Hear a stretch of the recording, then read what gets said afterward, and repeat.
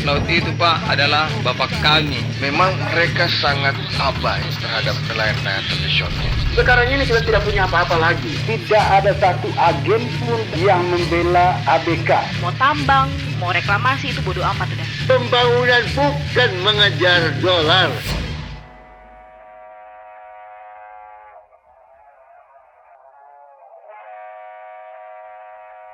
KKP itu kan kalimat di depannya setelah kementerian itu adalah kelautan. Jadi artinya lautnya dulu yang harus dibangun, tata kelolanya harus dibenahi, baru kita ngomongin perikanan. RZWP3K akan meminimalkan degradasi lingkungan dan konflik kepentingan. Ruang atau zonasi kita itu masih tumpang tindih untuk dimanfaatkan. Masih banyak kepentingan-kepentingan sehingga kadang-kadang itu merusak tatanan dari RZWP3K itu sendiri.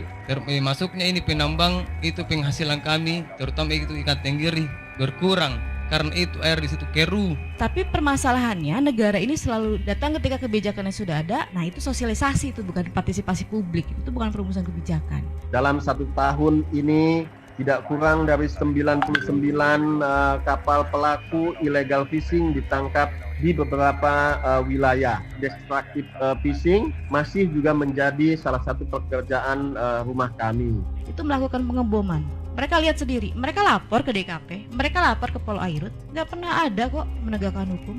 KKP terus berusaha mendorong masyarakat untuk menekuni usaha budidaya dengan komoditas perikanan yang bernilai tinggi. Ya, kita kombinasikan antara teknologi yang di alam, yang natural dengan yang ada di hatchery. Kita bisa kembangkan untuk proses budidaya yang lebih lanjut. Sekarang ini kita tidak punya apa-apa lagi karena semuanya kita sifatnya eksploitatif. Jadi kita harus cari bagaimana misalnya yang native kita itu harus dikembangkan sedemikian rupa, betul-betul kita masih memproduksi milik kita sendiri, bukan selalu kita sifatnya instan. Bagaimana caranya supaya tambang itu dihentikan? Karena kami adalah nelayan, hidup mati kami cuma Allah yang tahu. Tapi masalah ekonomi kami cuma di laut kami gantungkan.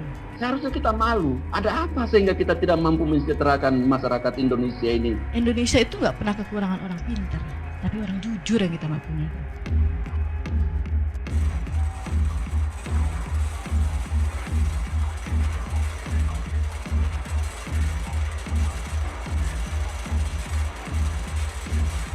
Laut itu Pak adalah bapak kami.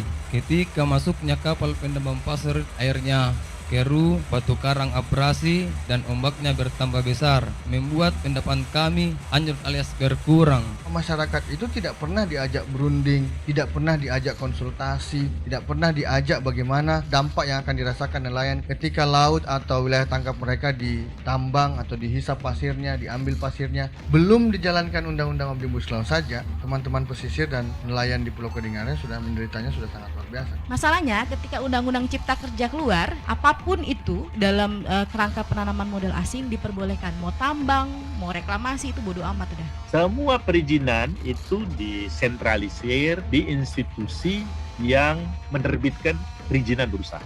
Nah, pertanyaannya siapa yang melakukan pengawasan kepatuhan, yang mengeluarkan sanksi siapa itu? Lalu kalau misalnya yang punya perizinan berusaha tidak setuju bagaimana? Karena di dalam Undang-Undang Cipta Kerja tidak ada dijelaskan hubungan hukum itu. Saya melihat Undang-Undang Cipta Kerja ini undang-undang sektoral yang menggunakan metode Omnibus Law, merubah mengamandemen 76 undang-undang. Jadi sangat masif sekali. Dari mulai Undang-Undang 422, lalu amandemen Undang-Undang Dasar sampai Undang-Undang 32, ini semua progression. Lalu sampai ke Undang-Undang Nomor 11 Tahun 2020, tidak ada referensi ecologically sustainable development, tidak ada referensi green sustainability. Dalam konteks ecologically sustainable development itu regression menurut saya. Jadi walaupun Undang-Undang Cipta Kerja tidak memberikan satu democratic space, tetap masyarakat harus lebih mengefektifkan keterlibatan mereka.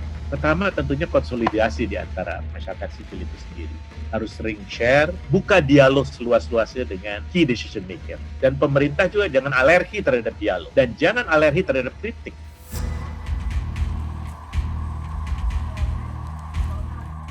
Tidak ada satu agen pun dan satu penerjemah pun yang membela ABK. Banyak yang gajinya dipotong atau tidak dibayar sama sekali beberapa bulan, dan gaji mereka itu sangat rendah. Itu hanya 300. Itu bukan merupakan gaji bersih. Ada sistem pengupahan di atas kapal, ada kemudian sistem pengupahan yang delegasi melalui PT. Inilah yang kemudian disebut mafia yang tidak terlihat. Bahkan ada ABK yang kasih tahu kita kalau mereka bekerja itu lebih dari 20 jam. Karena mereka tidak tahu cara mengeluhnya sehingga mereka iya-iya saja. Mereka sebenarnya diberikan pembekalan untuk berangkat hanya 1-2 jam dan itu hanya teknis tentang penangkapan ikan. Mereka tidak pernah diberitahu tentang risiko bekerja di atas kapal ikan itu seperti apa. Faktor pendorong migrasi adalah kemiskinan. Kemiskinan yang dimaksud itu apa? Apakah kemiskinan atau pemiskinan? Akar masalah tata kelola adalah di informasi. Informasi masih kemudian dikuasai oleh oknum calon sponsor.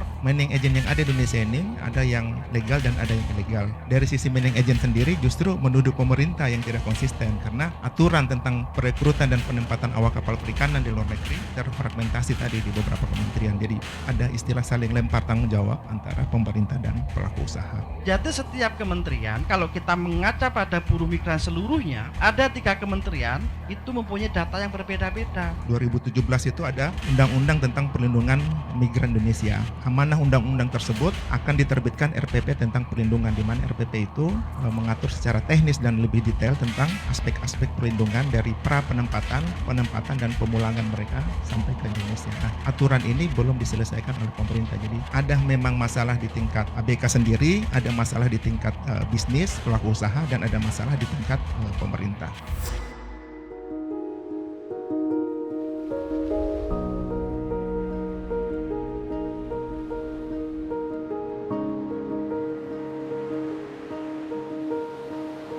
Memanfaatkan laut bukan eksploitatif. Pembangunan tidak mengejar uang. Pembangunan adalah membangun human resource, nelayan, budidaya, value added, mengembangkan alat fish detector, menjalankan post harvest adalah langkah-langkah yang penting demi kesejahteraan berkat kehadiran laut kita yang begitu kaya ini.